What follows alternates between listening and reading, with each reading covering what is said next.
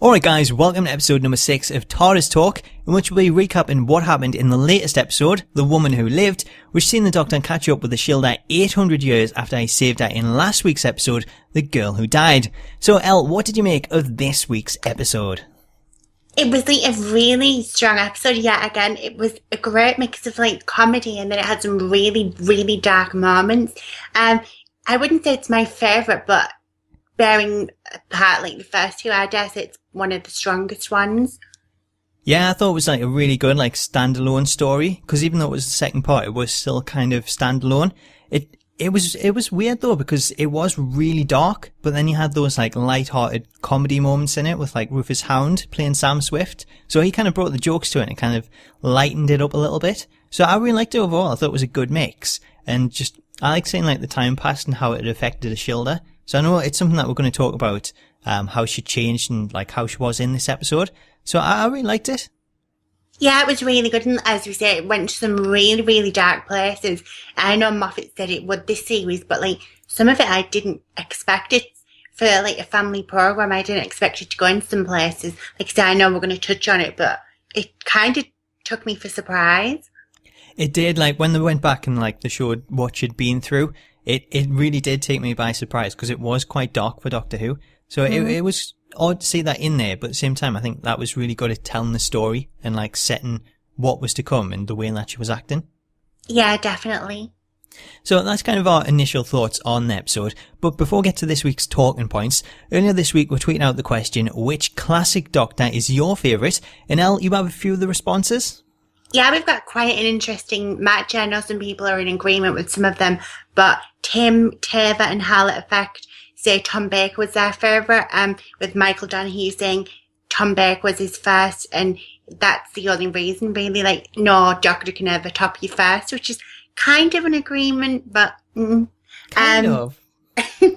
Kirsty Noble said she too likes Tom Baker, but Peter Davison's her favourite, but she says all the classic Doctors were great actors, which I dare say I agree with too. Absolutely, I totally agree with that. I think for me, classic Doctor-wise, I would say Tom Baker, probably for me. What would you say? Yeah, I'd have to agree. Like Tom Baker's like the most poignant one I remember from my childhood. I think he's the one that stands out. He's the one that sort of everyone seems to go back to as well. So even if like there's people that's not really into Doctor Who, I think they're the ones that are sort of well known for, like Tom Baker as well. I agree with the point about it always being your first Doctor, that's your favourite to an extent. Because yeah. like, when it was brought back and I started watching with like Christopher Eccleston, I thought he was absolutely amazing. I absolutely loved him. And I thought there was no way, like when David Tennant came in, he was going to be able to top that. But then over time, I kind of grew kind of have Tennant be my Doctor, because it was like a longer period of time. And I spent more time with him than I did Eccleston. And then again from there, going on to Matt Smith, I thought there's no way he's going to top David Tennant. And now I absolutely love Matt Smith, and even now Peter Capaldi, I love him. So as much as I kind of agree with that, I also kind of disagree with it, because you know what, I just love them all. Me too. It's like a really weird thing. Like I think from the revival series, each Doctor's got stronger. I wouldn't necessarily agree with Capaldi just yet. I think he's still getting there, but definitely like Tennant and Matt Smith, they really brought it to like a whole new level. And without these classic Doctors, you wouldn't even have all this. So like you do have to appreciate the classics without forgetting about them. Yeah, absolutely. They paved the way for everyone that's to come after them. So you kind of forget them. There's some classic Doctors in there, some classic actors, and I think all of them in the sort of own right were just amazing Doctors and amazing shows that they put on. Speaking of amazing as well, Addie said Patrick Troughton was her favourite, and True Doctor Who fan left us this awesome Lego picture of Dr. Troughton. Oh, that was cool. I seen the picture there. Definitely made my day. It did. That was really cool to see. So there's plenty of different classic Doctors in there. It's always good at getting like different people's opinions on them and the reasons behind it. So that was really cool. And you know, if you want to get involved and let us know who is your favourite classic Doctor, then you can tweet us at TARDIS_talk and get involved in the action. So let's move on to this week's talking points. Starting out with our thoughts on Shielder. So what was your take on her and the way that she kind of changed since the last time we've seen her? It seems that a lot can change in the space of a week. It was like really strange because I knew she was going to change. We kind of got a glimpse of it at the very end of the episode. But I thought she'd maybe just exist in life and like get married, whatever, and so on. I know we've seen her like lose the babies, which it really shocked me. And it was like, it was done really well. It was emotional, but it wasn't too like overbearing that it had kind of ruined the feeling of the episode. Yeah, totally. I think what I didn't realise was there was going to be so much time kind of passed between this and then. Yeah. So like 800 years is a really long time period. And I was glad that they kind of went back and showed what she'd done in that time. And like you say, I kind of thought if it was a smaller time period, then we could have seen her like get married and just how that kind of life had progressed. But to think that she has had like so many lives over that time, it's like, wow, there's so much happened. And like we mentioned earlier, it was quite dark, the things that happened to her and everything that she's been through. And it left me kind of feeling sorry for the way that she had become. Because she'd become like desensitized to like living at that moment because of everything that happened to her. And she felt, I have to kind of be this way because it hurts so much when you lose people constantly. Yeah. And she just wanted to kind of get away from the life that she was in. And that was why she was like so happy when she first seen the doctor, and she thought, the doctor's come to take us away from this life and I can go on some adventures and it's all going to be new. Whereas like being there for 800 years, it's not like the way things are in the present day, and there's like so much different things happening all the time. Like back in those times, there was nothing really going on. I think she makes a point of saying it takes her like so long to like travel like across England or to another country or something. And it's like, if you were stuck in that time period living forever and you'd seen everything, it's like, well, what else can you do? You must be so bored. So it totally explained the way she was. It was like really good the way they did it as well. It wasn't like a long period of time they focused on it. It was probably about 5 or 10 minutes where like they showed everything she'd gotten up to like over the years. And I didn't think she'd get up to that much. I thought she'd just exist basically and not really do a great deal. But it was like great to see her like, in a way she became her own doctor. She had all these adventures. Fair enough, she didn't have technology and things. But she had all these things that compared her a lot to the doctor. And in a way like the doctor says, she did kind of become him, like, and become desensitized to everything. Yeah, she did. She was like the doctor in her own right, in a sense. Kind of like the way that Clara kind of has become the doctor without being the doctor, in terms of like she can have all these adventures herself. So it was cool to see. What did you make of like the way that she was? Did you get that vibe that she was a villain in this episode, or was it just that she was trying to find a way off the planet and she was kind of doing whatever she could to get that? It was like a really tough one because she had lines about where she kind of didn't even want to live. So you felt kind of sympathy for her, but then she was kind of ruthless about the way she was going to do it. So it's a lot like, I know we've brought Once Upon a Time before, it's a lot like Regina from Once Upon a Time, the evil queen. Like, yeah, you kind of feel sorry for her, but she's a badass. It's a good like way to like explain it with Regina. It's the same kind of thing. She does kind of seem to be a villain in this, but at the same time, it's like the story behind it now, and you can kind of see why she's become that way. So I don't know if it was really a case that she was a villain. I think she wanted to do whatever she could to kind of move on and like do something else. And I don't think she was really evil. I think at the end of the episode, she was like really happy that everyone had been saved and she hadn't like caused their downfall. So I think it was still in there. It was still the same old Shilda. It was just, she was so content on wanting to get out of there. It kind of messed with her mind in the way she was thinking. I think in another sense as well, I think a lot of it was her hiding her true emotion. I know she said she forgot. Mm-hmm. But then you had scenes where she's ripped things out of the diary and things so she didn't have to go through the pain. So it was kind of interesting to see like throughout the episode she had like wobbles where she was showing slight emotion, and then at the very end she decided that she wasn't going to hide that anymore and she was going to be like a Shilda. Yeah, absolutely. I think if it wasn't for like the doctor coming back, I think she would have maybe continued down that path. But maybe it was just like the fact that she's seen him and it kind of brought them feelings back to her. Yeah, it was strange because for all she's immortal, she became a lot more human towards the end. Yeah, I totally agree with that point. How do you think she'll be going forward from this after interacting with the doctor? It's like really a strange one because they kind of left on a good note, but then she was also kind of threatening. It reminded me a lot of I think it was called Bad Wolf or something. An episode in season 2 of the revival where Queen Victoria's there and she's all pally with the Doctor, and then she banishes him from her, and she starts up torture. And I kind of got that vibe, like for all she appreciated the Doctor in some sense. It wasn't like I can't explain, it wasn't a really close bond. Like, I think she knew that the Doctor can kind of cause pain and things, and that's why she said she was going to protect everyone he leaves behind. Yeah, that's a good way to kind of go over it. I think it was weird for me because I didn't really know how to take it, because there was like a point at the end of the episode where she saved Sam and she seemed really happy, and like looking at her face you could tell she was. And then we went back to like the tavern where they were having a drink, and Sam went to get like the next round in, and the conversation that you had with the Doctor, it kind of changed back to the Ishilda or Nightmare or me, whatever you want to call her, that was seen in like the first half of the episode. So I thought like saving her it really changed her, but then we got that, and it was like, well, hang on, like that doesn't seem like the same person. You've kind of reverted back to that, and it does kind of sound like a threat. So with us saying that line of the Doctor kind of asking her, is she now his enemy? She replies, enemies are never a problem. It's your friends that you have to watch out for. And that's now the second time that we've actually heard that this season, as Missy said the same thing. So where do you think they're going with this?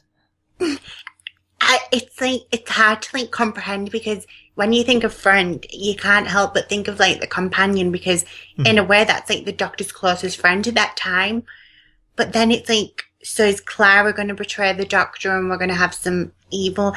It's like a lot to process, especially like when you've got Missy and Ishilda saying they're his friend, but at the same time they're trying to like hurt him or kill him. It's a really, you can't get like your head around it. It's like a really iffy situation. I think it is like, it's really hard to kind of comprehend where they're going with it. I think we need like a bit more information on it before we can kind of gather where they are going with it. But I think the Doctor should definitely be watching his back at this point, because it feels as though someone is going to turn against him. I don't think it'll be Clara though. Like, just the way that she is with the Doctor, she seems really happy at the moment. And like the end of the episode where she comes in, she gives him a hug. Clara just seemed like really happy in that moment and really content. And I really could not see her actually turning against the Doctor, regardless of what Missy or Ishilda or anyone was to say to him. I just don't see that happening. Yeah, like you said, it's like really tough, because I really can't see Clara betraying the Doctor. But then it kind of makes you think, because there's a Zygon episode coming up, maybe Clara's going to get replaced by a Zygon, or there's going to be something there, because my mind just can't process the fact that Clara would betray the Doctor. She loves him, and she's said that over the time, and she wants to stay with the Doctor. So if she was going to betray him, then why would she want to be around him so much? It's kind of mind-boggling. It really is. It's like, I can see what you've just said there happening with like the Zygons. I think there is like, coming up in this episode, the chance for them to kind of split up. And I think when they do split up, the trailer itself says, you know, anyone could be a Zygon. So I think we will get a Zygon Clara, and it's whether or not we see that Zygon Clara die. And I think we probably will. And it'll be a case of, did that mean Clara actually just died, or was that the Zygon? Similar to what we've got with Osgood. And we're not going to know, but I think because it's mid-season, then it's probably going to be the Zygon version. But it's still, we know Clara's going to die, we know something's going to happen. It just makes you think, you know, which way they're going to go with this. And I don't know, that's probably one of the reasons why I'm really looking forward to the next episode. Yeah, apparently it's going to end on like a really big cliffhanger as well, so you can't like help but think, God, is this the moment that they've been like leading up to? Because we know Jenna Coleman's leaving and Clara's going to die or something, so it's hard not to think, is it a lot sooner than we thought? Because a companion can leave or whatever anytime. Like we had Amy Pond in series 7, I think it was, like leave mid-season. Yeah, well, that was the thing when like Clara she come in sort of mid-season in like Asylum of the Daleks when we first seen her. So it's something I wouldn't rule out. I think maybe the big cliffhanger, that could be like Clara dying, but obviously we don't know if that was real Clara or like a copy of Clara. So yeah, I'm really looking forward to that. I definitely say it's right around the corner as well, especially with Ishilda turning up and she's kind of watching Clara. Maybe the doctor's going to leave her, or maybe Clara will leave. I'm stuck because for the past few weeks I've been thinking, oh, Clara's maybe ill and she's going to die. And there's still a lot more talk about death and the possibility that Clara's going to die, and it's brought up yet again in this episode. But then if Ishilda's watching her, maybe it's not as it's going to seem. Yeah, so like the picture that we've seen at the end of it, where she was in the background, it makes you wonder, why is she doing that? And it makes me think, you know, could she have a hand in something that's going to happen to Clara? Could she be the one behind Clara's death? Is she going to kill Clara? I don't know. It's out there. I think that could be like a big possibility. I mean, if Clara dies, I think maybe she could be the one to do it. I don't think we've seen the last of her. I think she'll pop up in another episode. I dare say it's going to be between Missy and Ishilda. Like, I don't know, like, what would hurt most, if the Master or Missy takes Clara away, or Ishilda, because he's given her immortality.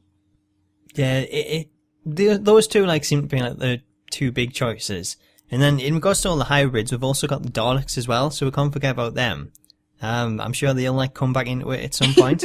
So there's lots of different ways. I think at the moment it's really hard to tell like where the series is actually going and like what we're going to get in the season finale. But I can't wait to see what it is.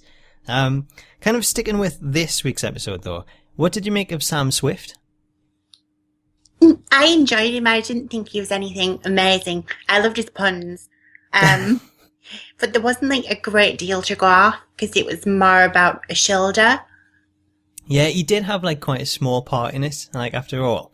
I really liked him though. I liked the comedy that he brought to the episode, and like I'm a huge fan of stand-up comedy anyway. So like I really enjoyed the scene where he was on the gallows and he's getting ready to be hanged. So like coming out with all them jokes, I thought that was really cool. It was really good to see. It was a bit risky as well, like some of the jokes. It was a bit like, wasn't it? It was kind of borderline. So like the Doctor kind of saved it. He got around it. What do you think of Sam? Do you think he's immortal? Because there's the point where the Doctor says, using this chip on it, he might not be immortal because it may have used up some of the life force to actually close that portal.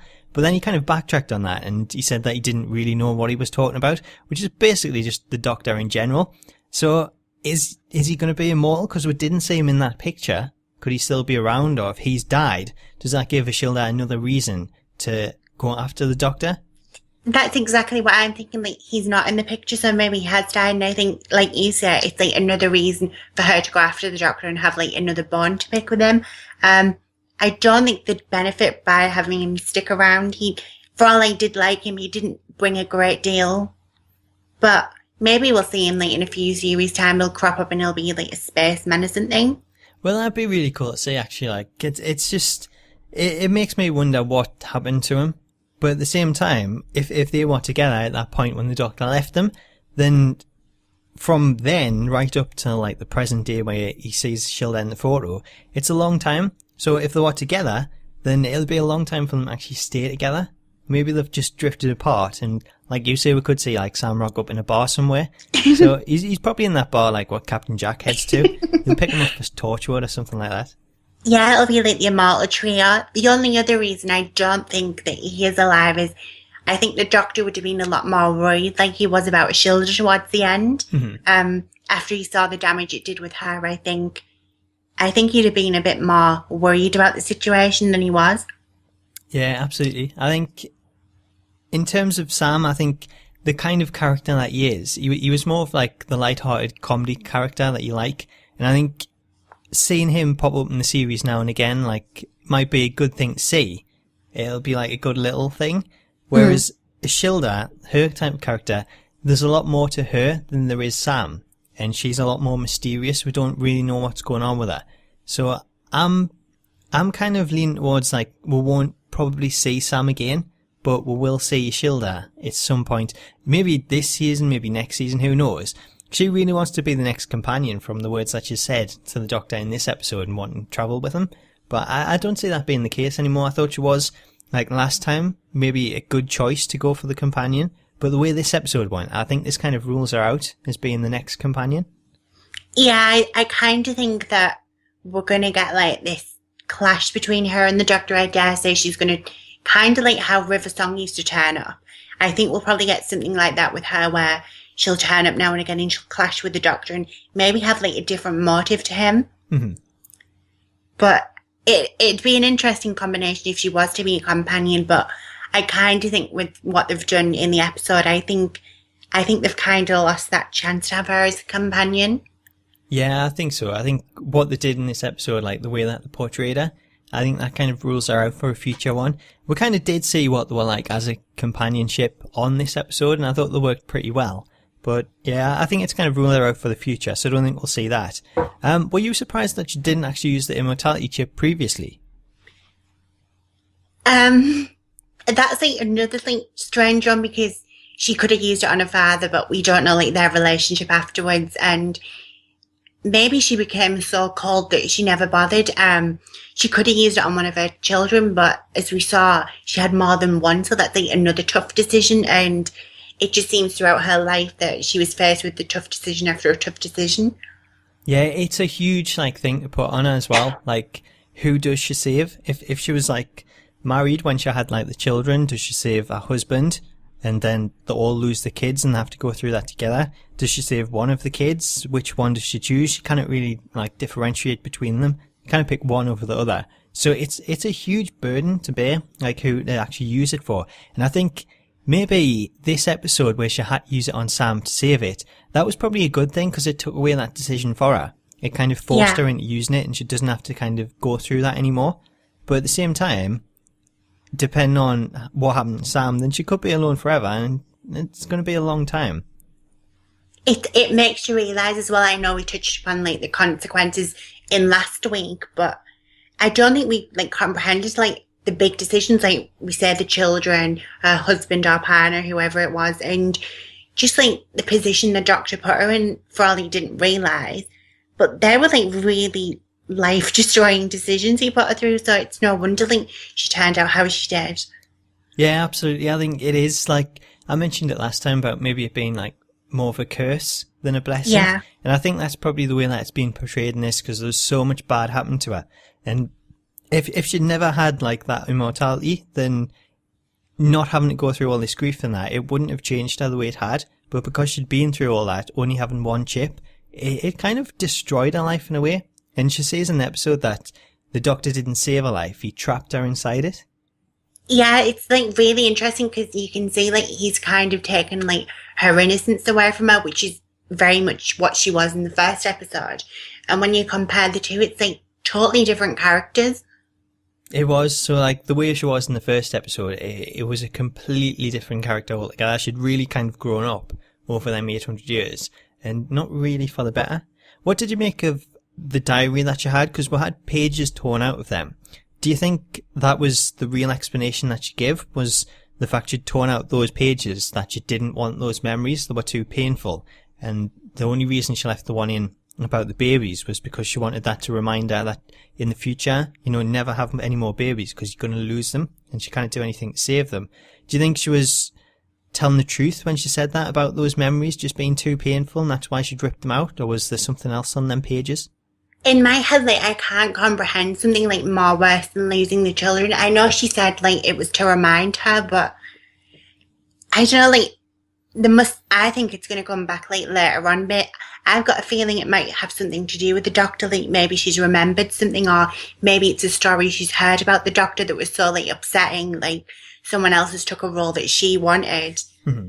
I dare say it's going to come back because it has to be something worse than the children, in my opinion. Well, the Doctor even said that himself. He brought it up, the point of what can be worse than losing your children. And to kind of back up Ishilda on this one, the Doctor did actually mention that there was marks on the pages from tears. So it could have been that she was crying over these memories and she had actually ripped the pages out. So that could give a little truth to it. But I thought, over the course of the episode, we kept hearing about how she knew stuff about the Doctor, and he always questioned why. We never got a proper answer, just that he'd made an impact on like the world in the past.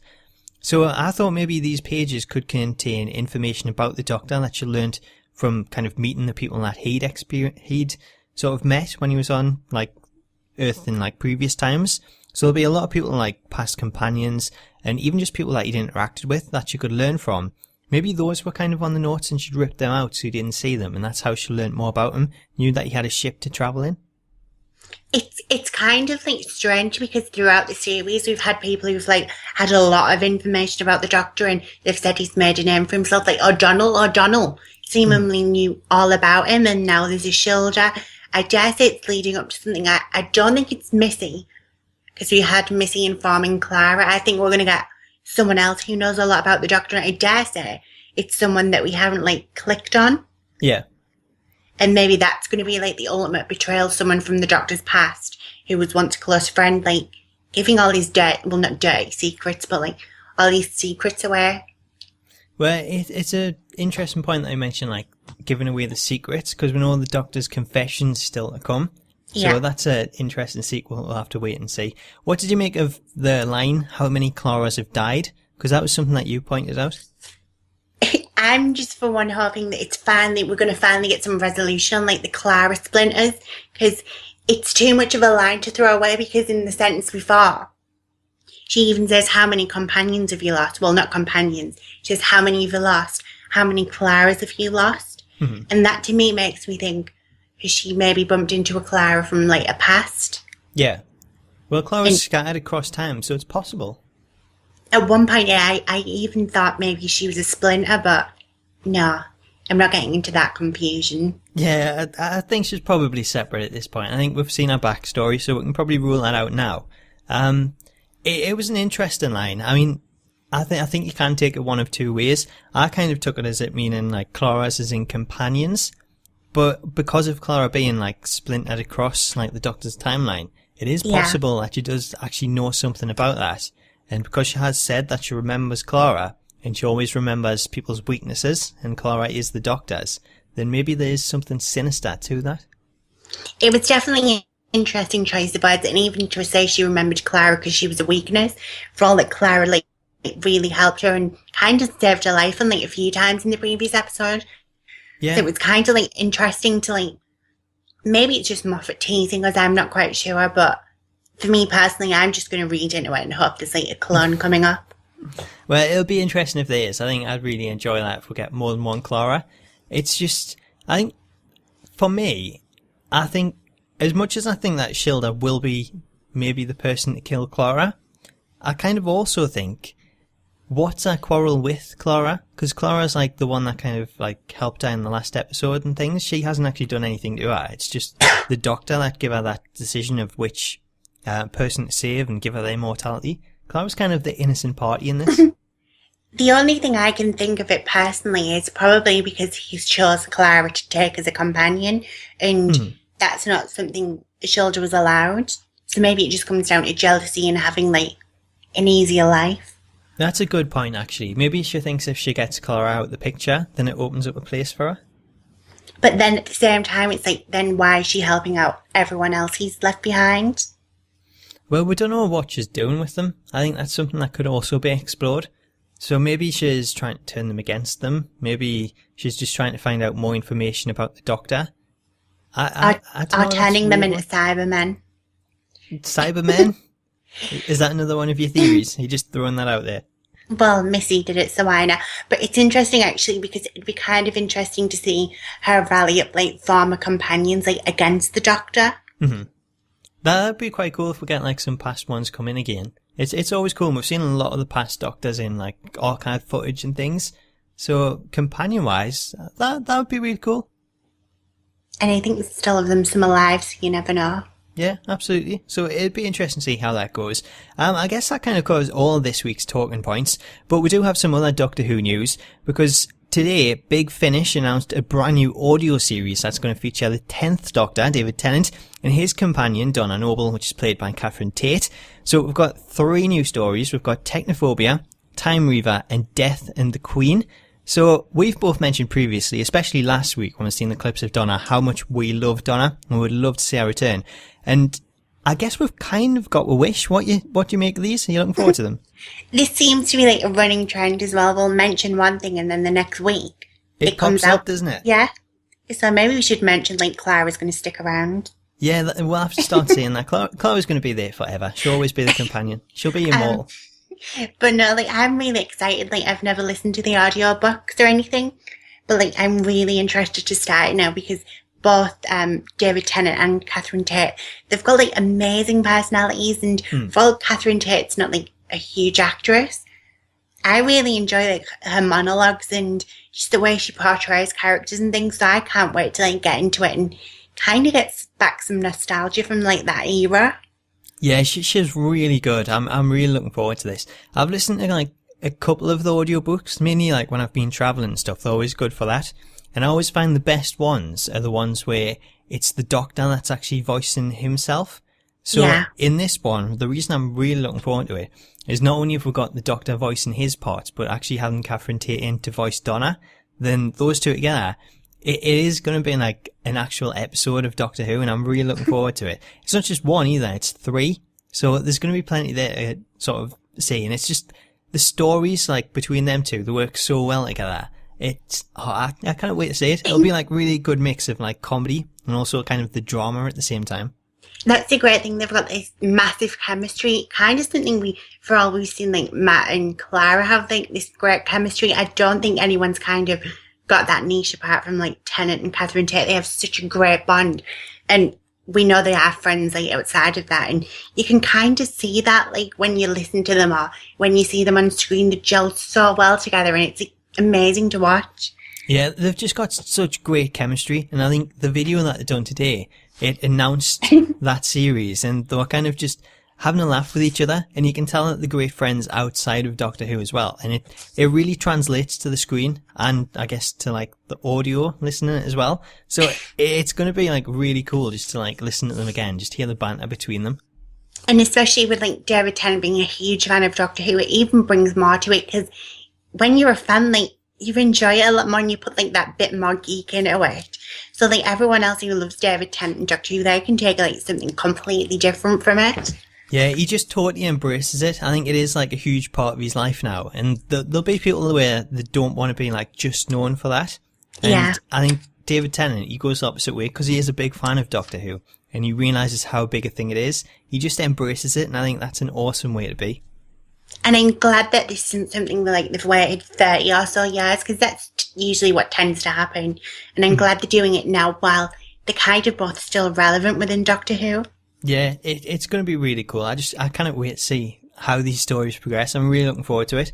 So before we wrap things up, we do have the next time trailer to kind of cover, because next week we're going to be getting the Zygon invasion, and this kind of continues on from what we've seen in the 50th anniversary special, where the Zygons and humanity made this treaty to say that they were both going to live on Earth and they were going to get on together.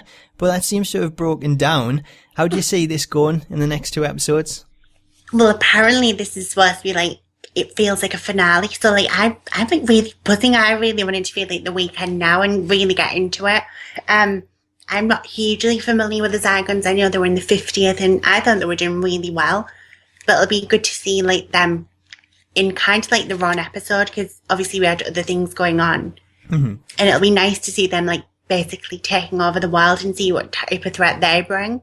Well, it's such a like cool like monster to have on there, because you're always going to be thinking, is this person the real person or is this person a Zygon? So I'm sure like this time next week when we record Tardis Talk, we're going to be like theorising about certain people and whether they're real or not. And I think that's probably going to like take over my like entire time watching the episode, thinking, is this person real? Is this person a Zygon? I think that's really cool. That's one of the really cool elements about this alien species. Yeah, like I just hope they don't go like the cheesy way, like, and have that be like the reliable thing, like we've had the Tesseract and things, because that'll kind of ruin it. But apparently we're in for like a really great ride with these 2 episodes, so I'm like, give me it now. I cannot wait now, like seeing like the hypnosis for it in the trailer. There looks to be like so much going on. I wish it was Saturday already. I'm going to ask you for a prediction though. because we do see Osgood return in the next episode. Do you think this is real Osgood, or is this Zygon Osgood? Which one died? Which one did Missy kill? Well, I'm guessing from the trailer, like, we see her, like, kind of, which is kind of crazy, like, these things that you see going on, like, in, is it Syria and things, like, where the terrorist things are happening? Yeah. I kind of think it's a bluff, and I think that one's the Zygon one, and they're using the portrayal of Osgood to appeal to, like, the human race. See, I think she's a Zygon. I don't know which way to go on this one. Like, when she died, I was like, surely that was the Zygon one, because, like, I felt really bad for her, because, like, she was a big, like, fan of the Doctor, and we've already seen, like, O'Donnell die, and she was kind of that same character. It's like, I want Osgood to live, because, like, she's like us, she's, like, a real big fan. So, I'm kind of on the fence. I want it to be the real one, but at the same time, I think it's going to be the Zygon one. And maybe the Zygon one has come around the way of thinking, you know, we don't need to, like, take over the Earth, we can live together. And I think that'll be more like the original Osgood. You never know. Maybe this is the ultimate betrayal that, like, is kind of being prophesized with the Doctor. Maybe Osgood's going to be the one that ruins his life. Maybe. I can't see it happening, though. I think this Osgood, whether it's real or not, I think she'll be, like, the pivotal character in this and getting it resolved. Thinking about it as well, regardless if it is the real Osgood, that Osgood doesn't know because of the machine thing. I can't remember what it was in the episode where they're all brainwashed, so they didn't know who was who. That's a good point. So it's going to be thinking as though it might be the real one. Who knows? So I think that's going to be, like, the plot point, and that's going to, like, cause the outcome in it. But I can't wait till next week when we're kind of theorising over what's going to happen. It's always the best part when you get the end of the first one. And like you say, a big cliffhanger. We could be having, like, real big theories next week. Either that or a breakdown. A breakdown sounds pretty likely. So we'll have to see how that goes. I guess that brings us to the end of this episode, but let us know your thoughts on the episode itself and all of the talking points that we've discussed. So what did you think of Ishilda in this episode? Do you think she is going to cause problems for the Doctor in the future? And what did you think of the photograph with her following Clara? So let us know your thoughts in the comments, or you can get in touch with us via Twitter at Tardis_talk. So make sure to let us know what you think, as we look forward to hearing your thoughts. But until next time. See you later.